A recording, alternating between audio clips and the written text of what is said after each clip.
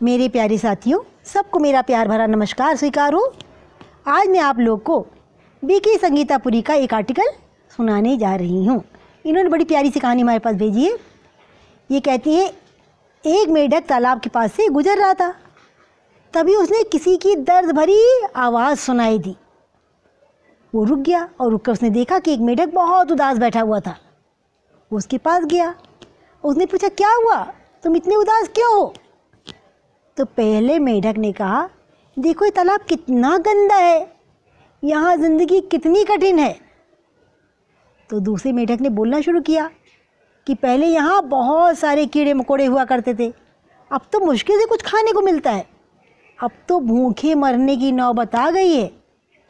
तो पहला मेढक बोला, मैं करीब के ही एक तालाब में रहता हूँ, वहाँ पानी बहुत साफ़ है और वहाँ बहुत सारे कीड़े मकोड़े भी मौजूद हैं, आओ तुम भी वहीं चलो। तो जो दूसरा मेढक बोला था वो बोला, काश यहाँ पर भी खूब सारे कीड़े मकोड़े होते तो मुझे हिलना भी ना पड़ता। तो दूसरा मेढक बोला कि अगर तुम वहाँ चलो तो तुम्हें भरपेट वहाँ कीड़े मकोड़े खाने को मिल सकते हैं।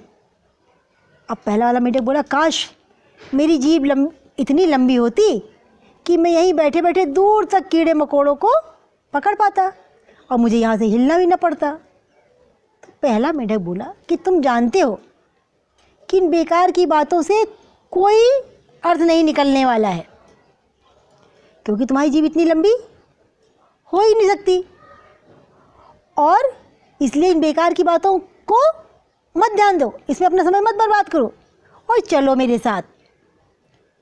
अच्छा, अब वो ऐसे कहने लगा, कहा चलो मेरा हाथ पकड़ो और चलो। अभी वो बातें कर ही रहे थे, तभी वहाँ पर एक बहुत बड़ा सा बगुला आया और तालाब के किनारे आकर बैठ गया। तब तक जो पहला मेढक तो बोला, लो यहाँ क्या कम परेशानी थी, भाई पानी भी गंदा था, जीवन भी कठिन था, कीड़े मकोड़े भी नहीं थे, और ये इतना बड़ा बगुला, ये भी एक बड़ी मुसीबत आके यहाँ बन के बैठ गया।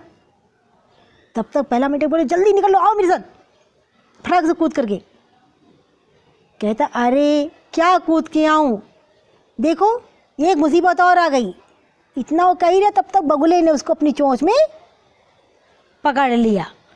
अब जब उसकी चोंच में पकड़ लिया उसको, मेढक को, तो मेढक सोचने लगे, बताओ दूसरे मेढक कितने लकी हैं, कितने खुशकिस्मत हैं, इसने उसको नहीं पकड़ा, मुझे ही पकड़ा, मुझे ही मरना था। और जो पहला मेढक था वो भाग गया, जो अपने साफ वाली तालाब में चला गया।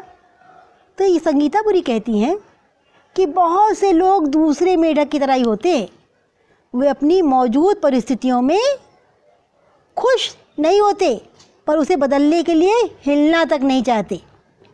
वे अपनी नौकरी, अपने व्यापार, अपने माहौल, हर चीज़ के बारे में हमेशा शिकायत करते रहते हैं, कमियां निकालते रहते हैं, पर बदलने का प्रयास नहीं करते, और एक दिन बस ऐसे ही सस्ते में दुनिया से चले आते हैं, मेढक की तरह टर टर टर करते हुए। तो भाइयों, आज से ही परिस्थितियों को कोसने की आदत को छोड़ दो, आगे बढ़ो, बदलाव लाओ, सदैव प्रसन्न रहो। जो प्राप्त है वही पर्याप्त है। जब हम बदलेंगे तभी विश्व बदलेगा। तुलसीदास ने भी कहा ना कि सकल पदार्थ है जगमाही, कर्महीन नर पावत नाई, कि संसार में सारे सुख मौजूद हैं, लेकिन जो कर्म ही नहीं करेगा, जो अपने आप को बदलना ही नहीं चाहेगा, तो वो तो दुखों का भागीदार हमेशा बना ही रहेगा। तो आपको संगीता जी की ये कहानी कैसी लगी, आप लोग कमेंट बॉक्स में लिख के बताना। बस इन्हीं शब्दों के साथ मैं अपनी वाणी को विराम देती हूँ। सबको टाटा बाय बाय।